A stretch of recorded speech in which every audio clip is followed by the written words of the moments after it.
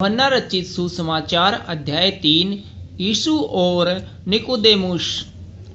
फरीसियों में निकोदेमुस नाम का एक मनुष्य था जो यहूदियों का सरदार था। उसने रात को यीशु के पास आकर उससे कहा, हे रब्बी, हम जानते हैं कि तू परमेश्वर की ओर से गुरु होकर आया है, क्योंकि कोई इन चिन्ह को जो तू दिखाता है, यदि परमेश्वर उसके साथ न हो तो नहीं दिखा सकता। यीशु ने उसको उत्तर दिया, मैं तुझसे सच सच कहता हूँ, यदि कोई नए सिरे से न जन्मे तो परमेश्वर का राज्य देख नहीं सकता।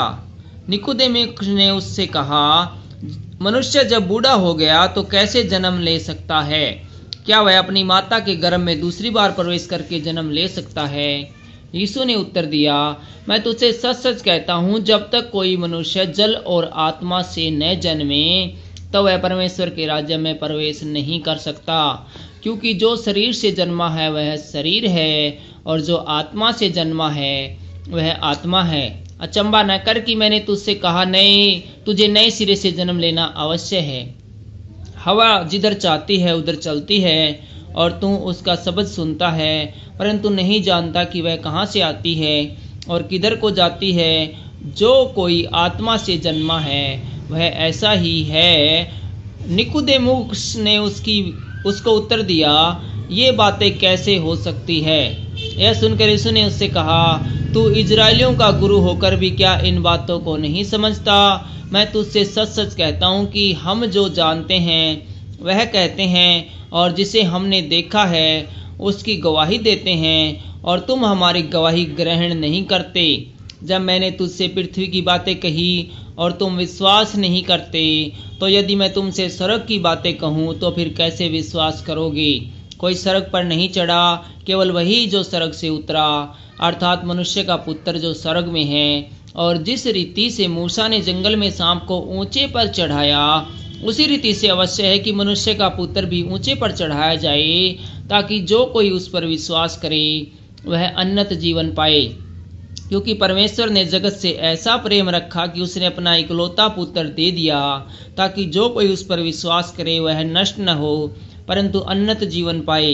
परमेश्वर ने अपने पुत्र को जगत में इसलिए नहीं भेजा कि जगत पर दंड की आज्ञा दे, परंतु इसलिए भेजा कि जगत उसके द्वारा उद्धार पाए। जो उस पर विश्वास करता है उस पर दंड की आज्ञा नहीं होती, परंतु जो उस पर विश्वास नहीं करता वह दोषी ठहर चुका है, इसलिए कि उसने परमेश्वर के इकलौते पुत्र के नाम पर विश्वास नहीं किया। और दंड की आज्ञा का कारण यह है कि ज्योति जगत में आई और मनुष्य ने अंधकार को ज्योति से अधिक प्रिय जाना, क्योंकि उसके काम बुरे थे। क्योंकि जो कोई बुराई करता है वह ज्योति से बैर रखता है और ज्योति के निकट नहीं आता, ऐसा न हो कि उसके कामों पर दोष लगाया जाए। परंतु जो सत्य पर चलता है वह ज्योति के निकट आता है, ताकि उसके काम प्रकट हो कि वह परमेश्वर की ओर से किए गए हैं। यीशु के विषय यूहन्ना की गवाही। इसके बाद यीशु और उसके चेले यहूदा देश में आए, और वह वहां उनके साथ रहकर बपतिस्मा देने लगा। यूहन्ना भी शालेम के निकट एनोन में बपतिस्मा देता था, क्योंकि वहां बहुत जल था और लोग आकर बपतिस्मा लेते थे। यूहन्ना उस समय तक जेल खाने में नहीं डाला गया था। वह यूहन्ना के चेलों का किसी यहूदी के साथ शुद्धि के विषय में वाद विवाद हुआ, और उन्होंने यूहन्ना के पास आकर उससे कहा, हे रब्बी, जो व्यक्ति यरदन के पार तेरे साथ था और जिसकी तूने गवाही दी, देख वह बपतिस्मा देता है और सब उसके पास आते हैं। यूहन्ना ने उत्तर दिया, जब तक मनुष्य को स्वर्ग से न दिया जाए तब तक वह कुछ नहीं पा सकता। तुम तो आप ही मेरे गवाह हो कि मैंने कहा, मैं मसीह नहीं परंतु उसके आगे भेजा गया हूँ। जिसकी दुल्हन है वही दूल्हा है, परंतु दूल्हे का मित्र जो खड़ा हुआ उसकी सुनता है, दूल्हे के शब्द से हर्षित होता है। अब मेरा यह हर्ष पूरा हुआ है।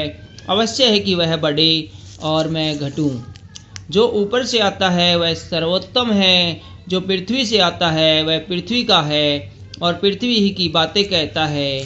जो स्वर्ग से आता है वह सबके ऊपर है। जो कुछ उसने देखा और सुना है उसी की गवाही देता है, और कोई उसकी गवाही ग्रहण नहीं करता।